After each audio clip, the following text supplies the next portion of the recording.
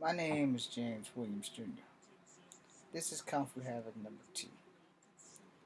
Alright, so I gotta do it. So Top Buzz had this article and I posted it on my Facebook. So if you are here, then you know my Facebook is James Williams Jr. And I don't know why this thing ain't working. Come on, damn you. So there it is. Perfect.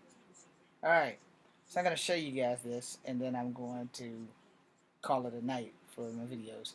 Alright, so I'm watching you. Your daughter is cute. NYPD says man is stalking 8-year-old girl and her brother in Crown Heights. I'm about to be pissing y'all off. So first, I'm going to show you this video.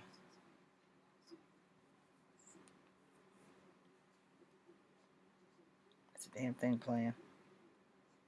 Right. So there's no volume. But this guy's about to put black people back on the map for being idiots. Just like the girl I read about with the urinal cakes and the toilet water or whatever the fuck it was that she did at whatever university she did.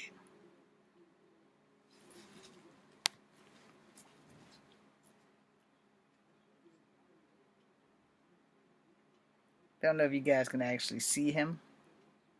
I'm sure you can find this on YouTube. But this asshole is stalking an 8-year-old girl. Take a good look at him.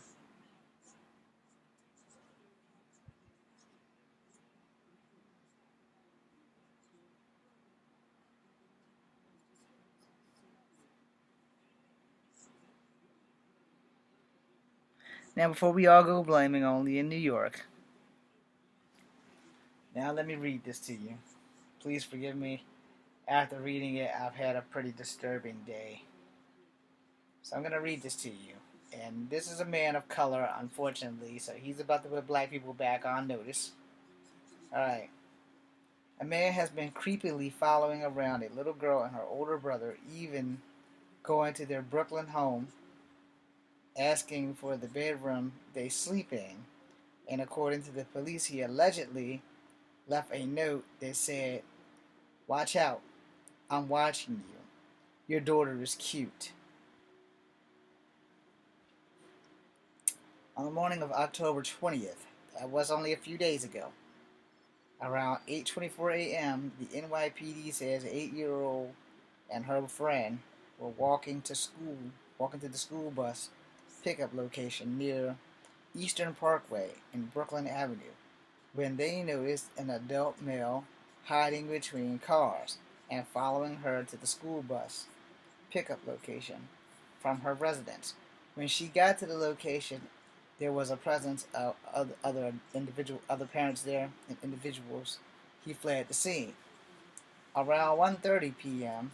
that day, the girl's 12-year-old brother was at the bus back home, and when he was near the stop, seen the same man, apparently flagging down the bus. According to the police, when the bus aide stopped the bus and spoke with the man, he allegedly claimed he was there to pick up the boy.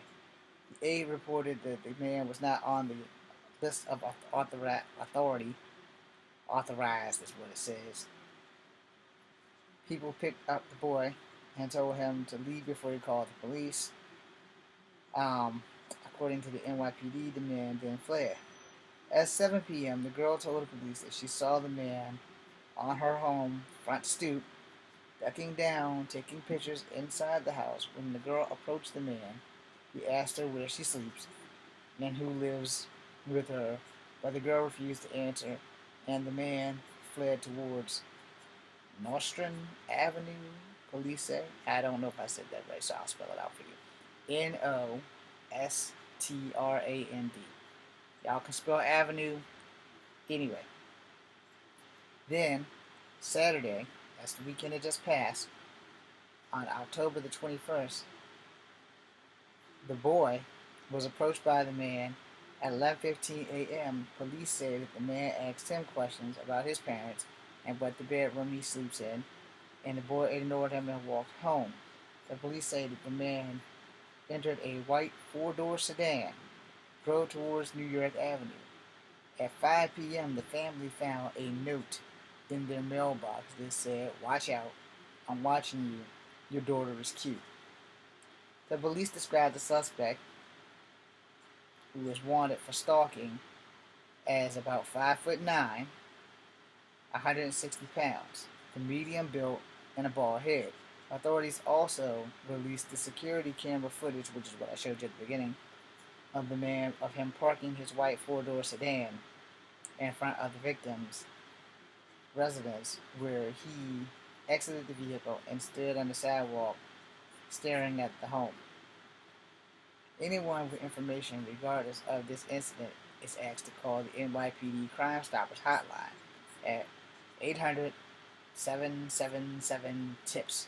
For Spanish, 1-800-57-PISTA, which is 7482. The public has also submitted the tips by logging into the Crime Stoppers website at www.nypdcrimestoppers.com or text their tips to 274-637-CRIMES. Then enter tip 577. Okay. Now, I struggled to read through that. I do have a reading disability. I'm not using that as an excuse. I struggled to read through it because emotionally it's kind of fucked up. I have a great niece that just turned 1 year old, and she's cute too. Now, granted, this shit happened in New York, and I also just now got a brand new niece, and I got another new niece coming. And when I see shit like that, I'm like, damn, man. But they have the guy on camera. I don't know what's taking them so long to catch this bastard. But you know what? I don't want to go down in history or at all as the sick fuck that stalks an 8-year-old child because she looks cute. I have very cute nieces. I don't stalk my nieces, and I would hate to have anyone do such a horrible, horrid thing. See, it's things like this that piss me off. But what really pissed me off is this dude of color. Now, they don't acknowledge what color the children are. Alright, for their safety, I get that. But if he's stalking white kids in Brooklyn, I'm surprised at the white dudes in Brooklyn, because I'm going to go on a limb here, I could be wrong. When I was younger, white Brooklyn was full of Italian dudes, and they like to fight. So I don't know why, and I'm not promoting violence. Okay, yes I am. I don't know why they haven't been notified that this asshole is walking around stalking these children. And what happened to the guys with the red berets that stalked the streets in New York? Because I wanted to join them when I was healthy. But I also didn't want to live in New York. I forgot their names, but they had red berets and they have red jackets. They're cool people. You know, they patrol the streets at night, keeping everybody safe. I don't know if they still exist, but I know that in the 80s and the 90s they were a popular thing. But my whole thing is, dude, why are you stalking these children?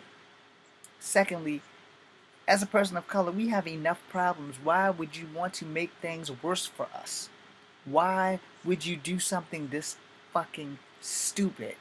Now, you guys can chunk me if you want, but, alright, I come from a time where O.J. Simpson got away with an alleged murder. They proved him innocent, but then they threw the book at him for stealing back his shit. Then I read a couple of days ago about the young lady who decided to give her roommate toilet water in her bottled water. Both of these people are black. We have been under the racist thumb of suspicion forever. And you're all looking at me, but James, you're not black. You're Cherokee Indian. I'm also black. I'm also white. And I know how the world works. And I know that all it takes is one asshole, no matter what race he is, to fuck it up for everybody else. And if he's an asshole whose skin is brown, then we're all gonna go down.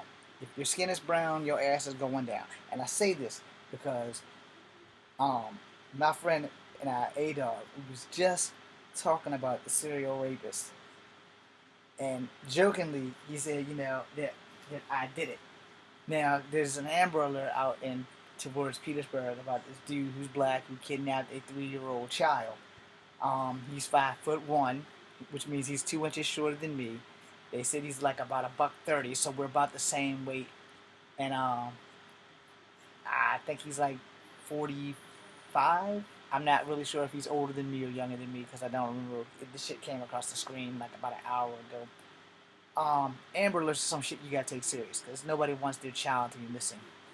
Now, within that, my boy jokingly again said, "Well, James, it's you."